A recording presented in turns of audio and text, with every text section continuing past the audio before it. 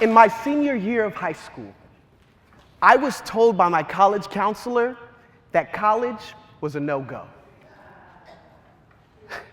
With a 1.87 GPA, I probably couldn't even walk the stage. This 1.87 GPA was a culmination of 4 years of no guidance, no direction, no leadership. And it was also 4 years of an institution that said it had my best interests, but completely let me slip through the cracks. 10 years later, I'm kind of flexing on him. A recent professor of Africana Studies, contributor, writer to Huffington Black Voices, heck, I even got to meet the President of the United States this very week. Thank you. I appreciate that. But yet and still, I found out something, that I am an exception to a very dangerous rule. A rule that allows at least one of me and 1,000 black men who will never see the opportunity to speak to you all. But why is that? This is the myth of black male exceptionalism. And I believe that it is fundamentally marring the ways that we perceive black boys and their futures moving forward. But how do we fix this? Well, I say that we reorient the ways that we perceive and engage black boys. And I believe that if we do so, that we can radically transform the ways that we see black boys, moving from a model of where we see their behavior, instead looking at their inherent value. And I believe, ladies and gentlemen, I believe that if we take this on, we will collectively be able to say that Black lives matter. But Black lives can't matter until we fix the most important thing, our perception. We tend to categorize black boys based off of their appearance, their socioeconomic status, and their academic achievement. And it's very easy to do so when you find out that 54% of black boys will never graduate from high school, or only 54% of African Americans graduate from high school. That 2.5 times of black boys will be suspended more than their white peers. And 1 in 3 black males born today, yes, I said 1 in 3 black males born today will see the inside of a prison cell. How does this make you feel? I think that we have an issue of our perception, and we tend to categorize black boys for being good and being bad. The good ones are the ones who are exceptional, who tend to navigate the destructive statistics that I just shared. And the negative ones, the bad ones, are the ones that we collectively call thugs, hoodlums, gangsters, and for all intensive purposes, niggas. And if we continue to label black boys in this particular fashion, as opposed to actually analyzing the circumstances that create the 54%, I think we are completely negating the dichotomy that allows us to put them in good boxes and bad boxes altogether. Now, many of you may not find this to be a popular statement, but I think that the myth of black male exceptionalism has only gotten worse. And it's only gotten worse with the election of the first black president, President Barack Obama.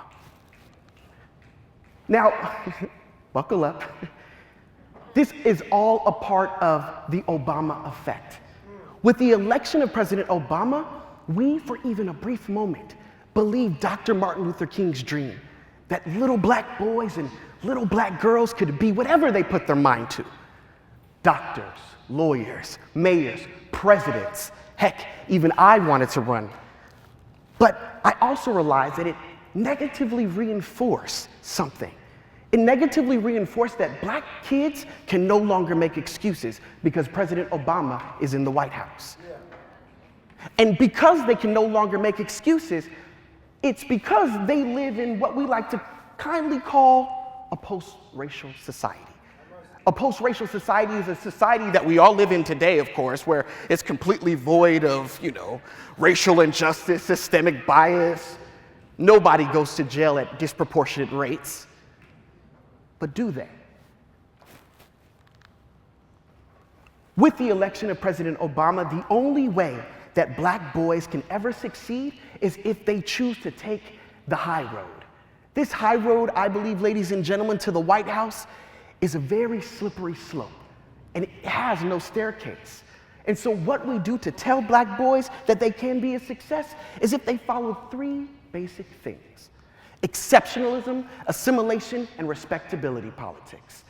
Exceptionalism says that by all means, please distance yourself from anyone that you think is less than.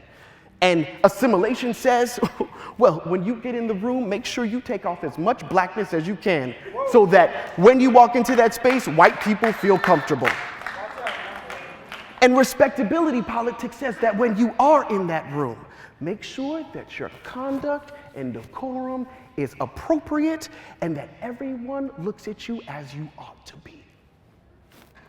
But that's a problem, ladies and gentlemen, because if we're telling little black boys that they have to be exceptions to the rule, assimilate, and be respectable, how can we ignore these things?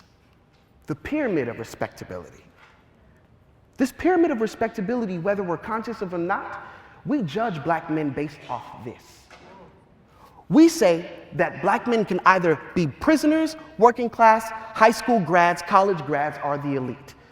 And whether how high or low they go, as long as you occupy a black body, you will still be susceptible to racism.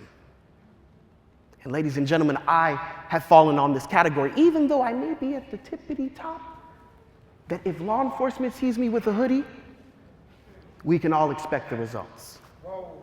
And imagine if little black boys have to navigate this on a daily basis. Imagine how acute it becomes when law enforcement looks at this in the ways that they engage them on a daily basis. For instance, let's look at Trayvon Martin, when he was walking home with just Skittles, a hoodie, and in the dark. Or what about Tamir Rice, who was playing in a park with a toy gun and was gunned down by law enforcement within 2.5 seconds? Or what about Philando Castile, who was sitting in his car with his girlfriend and his daughter in the back? Or what about Alton Sterling, who was killed for selling CDs outside of a convenience store?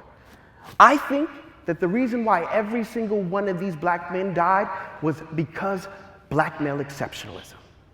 They fell on one of these categories, and law enforcement saw them in this way. See, what we don't understand is victims of state violence die twice. First, they die because of flawed perception of who they are, and then they die a second time in the court of public opinion, all based off of the worthiness of the crime. This is why, in 2016, you will hear, "Hands up, don't shoot. Hands up, don't shoot. Black lives matter. Black lives matter. Black lives matter." These are black millennials who are essentially saying that we are tired of institutions looking down on us based off of how well we perform in class, based off of how well we answered to that tail light, or how well we look at an officer without any indignation. Black Lives Matter says, let's do away with this myth of exceptionalism. And I agree. But how do we do so? I want to equip you, ladies and gentlemen, with the ways to engage with your little brothers, with your little cousins, heck, even your homeboys off the block. We do this by changing our perception of black boys altogether. Let's move away from a model that says that black boys are inherently criminal and have delinquent behaviors. And also, we should stop the blame game where we blame black boys for underperforming and meeting this negative expectation, as opposed to actually looking at the circumstances that create negativity to begin with. And then thirdly, we just affirm all black lives. Whether they have a 1.87 GPA or a 4.0, we know that their lives matter. Thank you, ladies and gentlemen.